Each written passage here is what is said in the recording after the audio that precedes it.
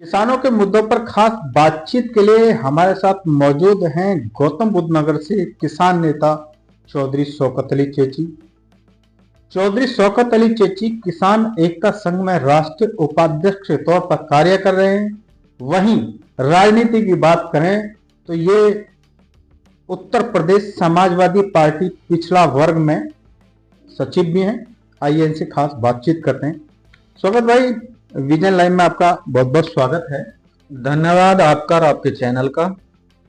गौतम बुद्ध नगर की बात करें तो वर्ष 2025 काफी कुछ खट्टा मीठा रहा। किसान आंदोलन भी हुए। क्या कहना है, आप किस नजरिए से देखते हैं और फिलहाल क्या रणनीति? देखिए, खट्टा नहीं, मीठा भी नहीं, कड़वा रहा। तो किसान तो बेचारा बनकर रह रहा है। गौतम बुद्ध नगर की आपने बात की है, आपने जेल की बात की, आंदोलन की। कि ये सरकार ऐसी चली हुई है तो इस सरकार में अपने जायज हक की मांग उठाना या अधिकार की बात करना अपराध की श्रेणी में आता है। तो किसानों का तो मामला बड़ा पेचीदा रहा है। 2025 में अगर बात करें हम, बहुत सारे किसान संगठन हैं, सब पे कहीं ना कहीं तानाशाही रवैया अपनाया गया, उनकी आवाज़ को दबाया गया और आंदोलन को तोड़ा गया। और चाहे बात करें, अभी मास्टर स्वराज जी को लगभग 5 महीने के करीब हो गए, उनका आंदोलन आज भी जारी है। कई बार जो है बातचीत हुई अधिकारियों से, आश्वासन पर आश्वासन, यानी सब खोखले वादे हैं। एक कहावत पुरानी है कि कोठी कुठला के हाथ मत लगाइए, घर बार सब तेरा ही है। वो प्रक्रिया चल रही है, चाहे डाई खाद बीज की बात करें या किसान के माल के अधिकार की बात करें। ज़्यादातर तो गौतम बुद्ध नगर में धान और गेहूं की फसल होती है, उनकी जो है कीमत सही तरीका से नहीं मिलती।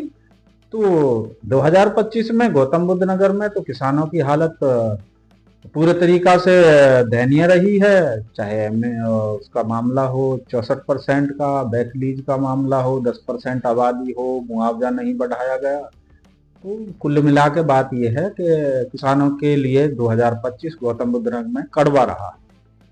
अच्छा, अब अगर थोड़ा सा ये किसान की खेती के बारे में बात करें तो अब जो गेहूं की जो फसल है वो बिल्कुल उसकी तैयारी चल रही है, सिंचाई वगैरह भी चल रही है। तो खाद वगैरह, बीज वगैरह, सिंचाई वगैरह के लिए क्या कुछ सरकार की ओर से जो सुविधा मिल पा रही है तो वो काफी पर्याप्त है? हाँ बिल्कुल, सही कह रहे हैं आप। ठोको नीति चल रही है दबा करके। उत्तर प्रदेश की आपने बात की है। योगी जी जब जीजा किसियों को भी ठोक देते हैं तो किसानों को तो पहले तो लाइन में खड़ा किया, फिर ठोका। और बहुत सारे जिलों में जो है महिलाओं को भी नहीं बख्शा। जो महिला किसान थी वो लाइन में लगी हुई हैं, कई कई दिनों तक लाइन में लगी रही। डाई और खाद बीज उपलब्ध समय पर हुई ना।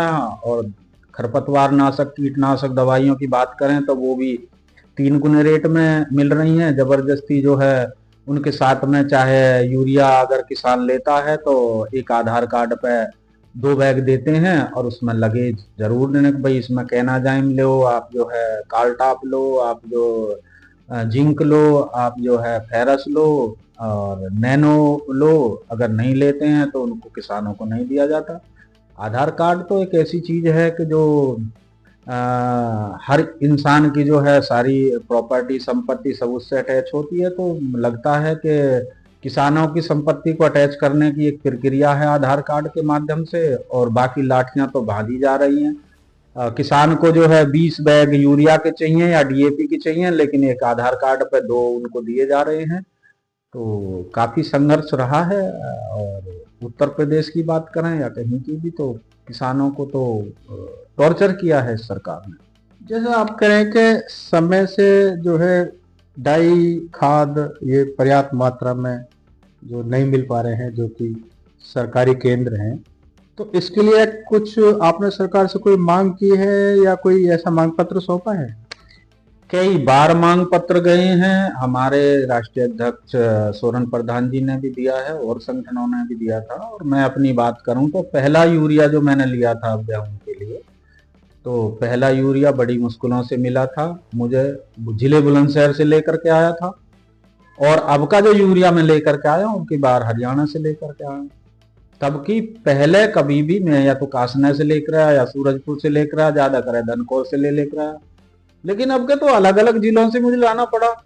और ये सरकार कहती है कि भी हर चीज भरपूर मात्रा में है, ये सब झूठे खोखले वादे हैं। डीएपी की अगर बात करें तो धान में डीएपी की ज्यादा जरूरत होती है,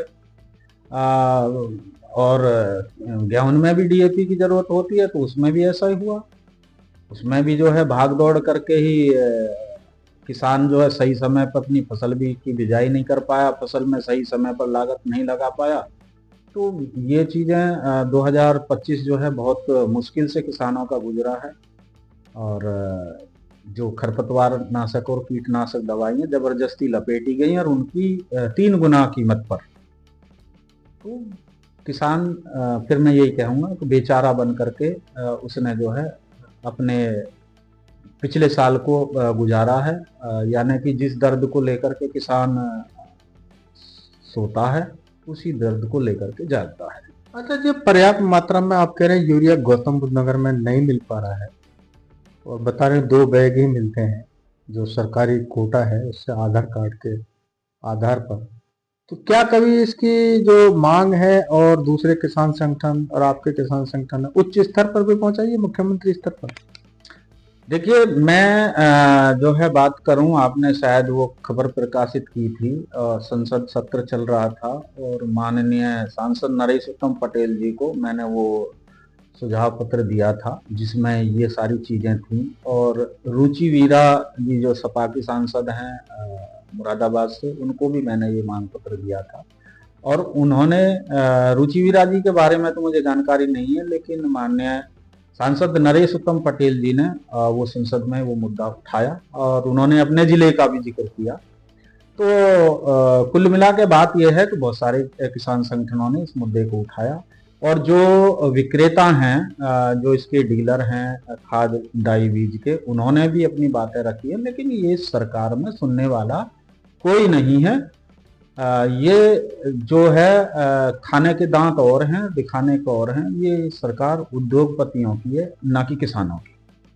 स्वागत भाई, यदि किसानों के मुद्दों की राष्ट्रीय स्तर पर बात करें तो जो एमएसपी गारंटी कानून है उसको लेकर किसान जो लंबे समय से आंदोलन के रूप में रहा है, आज भी है, और किसानों की ये मांग है कि सभी फसलों पर एमएसपी दिया जाए। क्या स्थिति है? अब 2026 भी है, हम 2025 से 26 में भी हैं। देखिए, अगर मैं 2025 की बात करूं तो आपने देखा होगा है कि पंजाब में सबसे पहले बाढ़ आई थी और पूरे पंजाब को बर्बाद कर दिया। लगभग 10-11 राज्य उसकी चपेट में आए थे और तकरीबन 22-23 जिले के करीब उत्तर प्रदेश में उसकी चपेट में आए थे, जो किसानों की ज्यादातर धान की फसल बर्बाद हुई थी। और उसमें जो हमारे माननीय कृषि मंत्री शिवराज चौहान जो केंद्रीय मंत्री हैं, वो पंजाब में जाकर के गन्ने के पेड़ के साथ खड़े होकर के फोटो खिंचवा रहे थे, जबकि गन्ने की लंबाई लगभग 10 फुट होती है और धान की लंबाई लगभग 4 फुट होती है या खींच करके 5 फुट होती है। तो ये किसानों के हक में नहीं है ये सरकार। मैं फिर दोबारा उसी बात को कहता हूं। और अभी तक भी मेरी फसल बर्बाद हुई थी, आपने भी उसको कवर किया था। धान की पूरी हजारों बीघे जमीन जो है वो बर्बाद हो गई थी फसल, और उसमें 24-25 के करीब किसान थे। आज तक किसी को 1 रुपया नहीं मिला।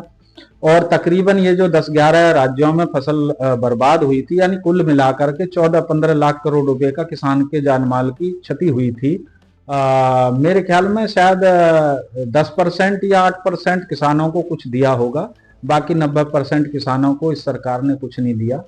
अब आपने बात करी है कि भाई बहुत अच्छी प्रोग्रेस ये सरकार कर रही है, तो ये तो थोथा चना और बाजे घना वाली बात है। किसानों की बर्बादी इस सरकार में सबसे ज्यादा हुई है, मुआवजा नाम मात्र के दिए। क्योंकि अगर हम बात करें कांग्रेस सरकार की, तो कांग्रेस ने कहीं ना कहीं हर वर्ष जो है किसानों के जान माल की क्षति पर मुआवजा देती थी, लेकिन भाजपा सरकार नहीं देती है, ऐसा मेरा मानना है। और भविष्य में ऐसा अनुमान भी नहीं है। आपने बात करी है कि भाई 2026 में क्या उम्मीद करी जाए, तो उम्मीद कुछ नहीं है। जिस दर्द को लेकर के किसान जागता है उसी दर्द को लेकर किसान सोता है। मैं फिर उसी बात को दोहरा रहा हूं कि आगे भी उम्मीद ना के बराबर है, क्योंकि इस तरीका की प्रक्रियाएं बन रही हैं कि डाई बीज खाद हो या कोई भी हो, सबके रेट बढ़ रहे हैं।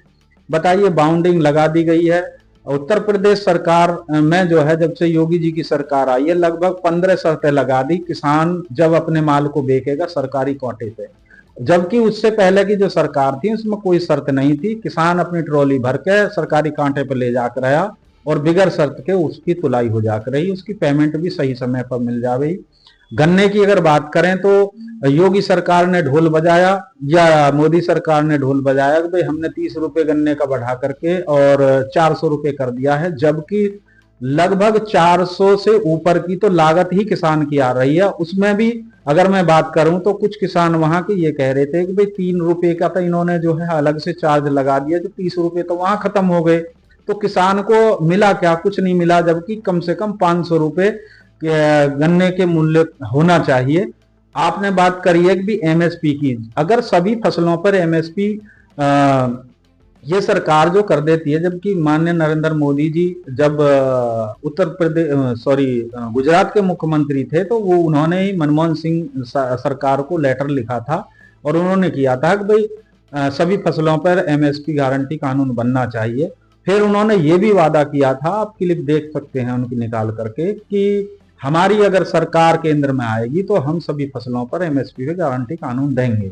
जबकि माननीय नरेंद्र मोदी जी 2014 में प्रधानमंत्री बन जाते हैं और 2016 में कोर्ट में ही हलफनामा दे देते हैं कि भाई हम सभी फसलों पर एमएसपी गारंटी कानून नहीं दे सकते, इसमें जो है आम जनता पर और व्यापारियों पर बोझ पड़ेगा। जबकि ऐसा नहीं है। लगभग अगर सरकार जो है कानून ये बना देती है तो सरकार पे इसका कोई लॉजिक नहीं है कि एक समान सबकी भरपाई हो जाएंगी। मेरा कहने का मतलब ये है कि कोई बोझ नहीं बनने वाला कि किसान के 10 रुपए के माल को जो है 5 रुपए में खरीद करके व्यापारी जो है 15 रुपए में बेच रहा है।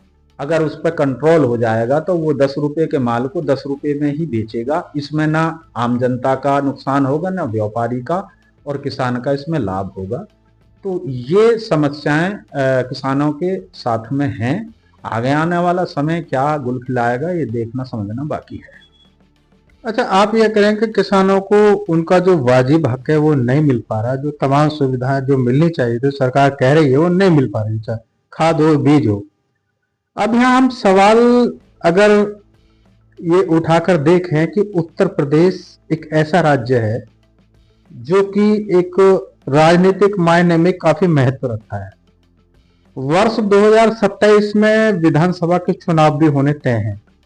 2026 चुनावी वर्ष है और आप समाजवादी पार्टी से भी जुड़े हैं। क्या लग रहा है आपको? देखिए, 27 में क्या होगा ये तो गर्भ में छुपा हुआ है। अगर ईमानदारी से चुनाव हुआ तो 2027 में योगी सरकार चली जाएगी। और अगर इन्होंने बिहार की तरह खेल करा, और जैसे एसआईआर का मामला चल रहा है, माननीय योगी जी खुद कह रहे हैं कि लगभग 4 करोड़ वोट जो है कट चुकी हैं, जिसमें से 80-85 जो वोट हैं प्रतिशत वो तो भाजपा की कट रही हैं। तो ये माननीय योगी जी ने एक सुगुफा छोड़ा था कि ताकि जो है विपक्ष एक भ्रम में रह जाए और हमारी जो है बल्ले बल्ले हो जाए, हम उन वोटों को जो है विपक्षियों को काट सकें और विपक्ष जो उत्साहित हो करके और बरसाती मेंढक की तरह उछल कूद करके निखराम होकर बैठ जाए कि भाई अब तो योगी जी ने तो कह ही दिया कि भाई लगभग जो है 80-85% के करीब जो है भाजपा की वोट कट रही है, हम तो जीते बैठे हैं, उसी खेल को कर देंगे जैसे कि बेईमानी उत्तर प्रदेश में हुई है। अब आपने जो है जो बिहार में हुई है और उसमें भाजपा और सरकार गठबंधन की आ गई और विपक्ष जो है बैक फुट पर धकेल दिया। आपने बात की है कि भाई 26 में बंगाल में चुनाव हो रहा है, तो वहां भी वही खेल समझ में आ रहा है कि शायद इसी को बीजेपी करने जा रही है। वहां पे जो है एक करके हुमायूं आया है, वो बाबरी मस्जिद वहां बना रहा है। तो उत्तर प्रदेश में तो बाबरी मस्जिद ढहा दी जाती है और पश्चिम बंगाल में जो है बाबरी मस्जिद बनाई जा रही है। तो ये सारा का सारा ध्रुवीकरण का खेल चल रहा है और बहुत सारे बुद्धिजीवी लोग जो है न्यायालयों पर कटाक्ष कर रहे हैं, उनको कटघरे में खड़े कर रहे हैं।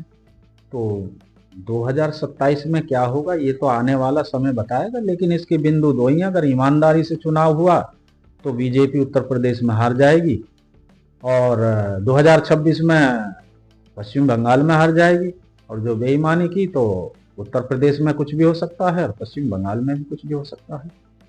अच्छा, गौतम बुद्ध नगर की बात करें, जो राजनीतिक मायने में कई बार हमने आपका जो इंटरव्यू किया उसमें आपने ये दावा किया कि गौतम बुद्ध नगर जो मुस्लिम हैं वो भी अच्छी खासी तादाद में जो सियासत है उसको मोड़ने की स्थिति में है, लेकिन यहाँ पर किसी भी दल ने, एक कांग्रेस को छोड़कर किसी भी दल ने मुस्लिम को जिलाध्यक्ष तक नहीं बनाया।